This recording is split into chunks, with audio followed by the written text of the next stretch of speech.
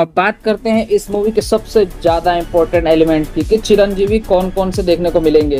अब देखो, चिरंजीवी इतने ज्यादा पावरफुल लोग हैं कि अकेले ही कलयुग का अंत कर सकते हैं और नए युग का प्रारंभ कर सकते हैं। ठीक वैसे ही जैसे रामायण में हनुमान जी अकेले चाहते तो रावण की सेना का संहार कर सकते थे, पर उन्होंने किए नहीं क्योंकि उनको साथ देना था।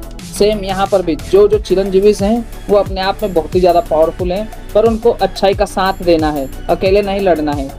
अब इनमें कुछ चिरंजीवी हमको ट्रेलर में देखने को मिल चुके हैं, कुछ क्या अभी अश्वत्थामा ही देखने को मिल चुके हैं। अब अश्वत्थामा आपको मालूम ही है कि ये द्रोणाचार्य के पुत्र थे, जिनकी वजह से इनको सभी प्रकार का शस्त्र मिला था। उसके बाद इनके पास ब्रह्मास्त्र भी था। उसके बाद इनके पास एक मणि थी जो विष्णु जी ने दी थी इनको, ताकि ये किसी भी बीमारी से, आपदा से बचे रहें। अब इन्होंने कुछ ऐसे दुष्ट काम कर दिए थे जिनके वजह से विष्णु जी के अवतार श्री कृष्ण जी ने इनको श्राप दिए थे कि अंत तक जीवित रहें और देखते रहें बस। इसके बाद है परशुराम जी। अब परशुराम जी शिव जी के अवतार हैं, शिव जी के रौद्र अवतार हैं, मतलब कि उनके क्रोध को डिफाइन करते हैं। और इन्होंने अकेले कई बार पृथ्वी से राक्षसों का संहार किया है और कई बार इन्होंने क्षत्रियहीन कर दिया है पृथ्वी को, मतलब कि कई बार। और ये क्षमता रखते हैं कि अकेले कलयुग का अंत करके नए युग का प्रारंभ कर सकते हैं, मतलब कि वापस से सतयुग ला सकते हैं। इनके बाद है मेरे आराध्य हनुमान जी। अब हनुमान जी के बारे में क्या बताऊं, मतलब कि रामायण में चाहते तो अकेले पूरी रावण की सेना का संहार कर सकते थे और सीता जी को ला सकते थे वापस, पर उन्होंने ऐसा किया नहीं क्योंकि वो श्री राम के हाथों लिखा हुआ था। पर ये चाहे तो कलयुग का अंत अकेले कर सकते हैं और सतयुग का, नए युग का प्रारंभ कर सकते हैं, पर इनको यहाँ पर भी साथ देना है विष्णु जी के अवतार का। इनके बाद है व्यास जी। अब व्यास जी को सभी गुरुओं में सर्वश्रेष्ठ कहा जाता है और ये भी अमर है। इन्होंने ही महाभारत को लिखे थे। उसके बाद गुरु पूर्णिमा हम इन्हीं के कारण मनाते हैं, इन्हीं के जन्मदिन पर मनाते हैं गुरु पूर्णिमा। अब फिर व्यास पूर्णिमा भी बोलते हैं।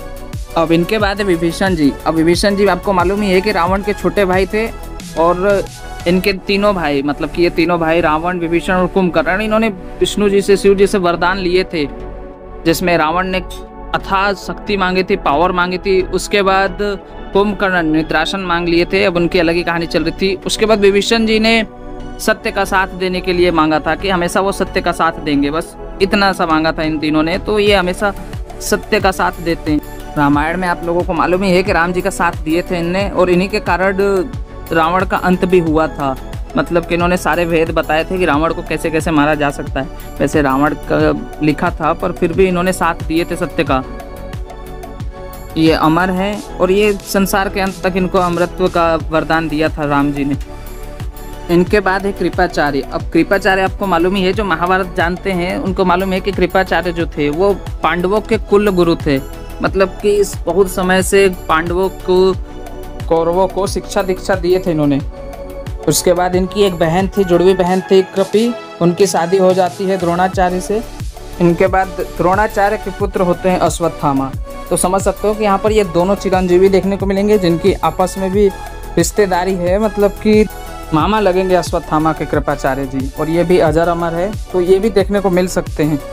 इसके बाद चिरंजीवी है मार्कंडेय जी। अब ये भोले बाबा शिव जी के भक्त थे, जिनकी प्राण की रक्षा की थी शिव जी ने, मतलब कि यमराज से उनके प्राण को वापस किए थे। उसके बाद अजर अमर कर दिए थे, इन्हें वरदान दिए थे कि तुम हमेशा अमर रहोगे। और इनकी कहानी अलग ही बहुत अच्छी है, तो बाद में कभी बात कर लेंगे अगर ये देखने को मिलेंगे तब। तो यही थे वो सब चिरंजीवी जो हमको देखने को मिल सकते हैं।